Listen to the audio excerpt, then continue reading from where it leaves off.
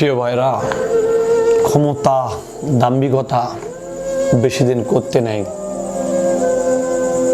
এই সেই বেনজির দেখতেই পাচ্ছেন স্ক্রিনে,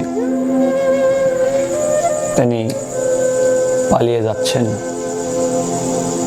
প্রিয় ভাইরা, তিনি পালিয়ে যাচ্ছেন। দুঃখ লাগে, কষ্ট লাগে যে বেনজিরের দাপটে একসময় গোটা বাংলাদেশ কাঁপত।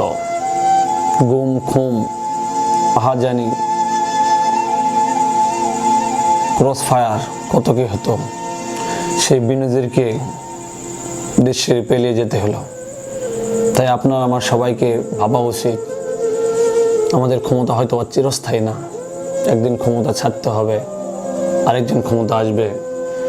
যাদের প্রতি আমরা অবিচার করলাম, অন্যায়ভাবে অবিচার করলাম, আল্লাহ তো দেখতেছেন, আল্লাহ তো বিচার করবে না। বিচারের মালিক তো আল্লাহ, আমরা মানুষ তো তার বিচার করতে পারি না। তার জ্বলন্ত উদাহরণ বেনজির আহমেদ। বিগত সময় যখন তিনি চাকরিতে ছিলেন, অঢেল সম্পত্তির মালিক হয়েছে, অঢেল, যা বিভিন্ন নিউজ চ্যানেল আমরা দেখতেই পাচ্ছেন।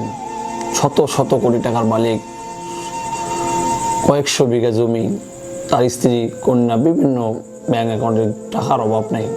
এত ছোট্ট একটা দেশ থেকে এত পরিমাণ, হিউজ পরিমাণ টাকা একজন বেনজিরের অ্যাকাউন্টে যদি থাকে, তাহলে তো আরো কত বেনজির আছে, কত রাজনীতিবিদ আছে, তাদের অ্যাকাউন্টে কত টাকা আছে। এই দেশটা যে ছোট্ট দেশ রে ভাই, এই ছোট্ট দেশ থেকে যদি এত টাকা এক ব্যক্তির কাছে থাকে, তাহলে এই দেশ তো যে কেউ চাইলে এগিয়ে নিতে যেতে পারবে না।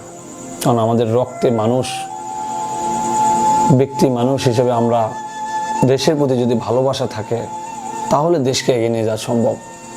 আর ব্যক্তির স্বার্থে যদি আমরা চাকরি করি, দেশের মানুষের চিন্তা না করে, কোনো এক গোষ্ঠীর স্বার্থ হাসিলের জন্য নিজের বিবেককে কোরবানি দিয়ে সবসময় যদি আমরা ভাবি নিজে অর্থ উপার্জন করব, নিজের জন্য কিছু করব, তাহলে দেশের কি হবে গো বেনজির ভাই? আপনি তো এক সময় অনেক কিছুই করলেন, হঠাৎ আজ কোথায় আপনি? আমাদের এখান থেকে শিক্ষা নেওয়া উচিত। দেখেন বেনজিরকে কি হারে পুলিশ প্রশাসনে সাহায্য করে তাকে বিদেশে যাওয়ার সুযোগ করে দিল।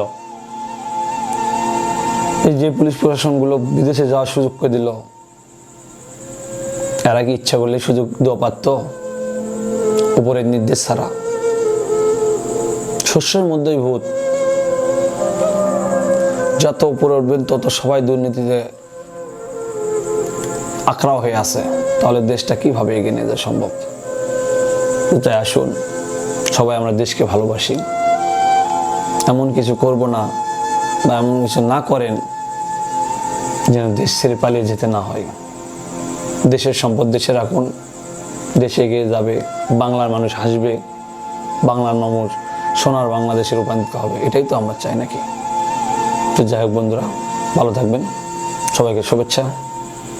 আমার এই পিওর টিভিকে সবাই সাপোর্ট করবেন। আসসালামু আলাইকুম।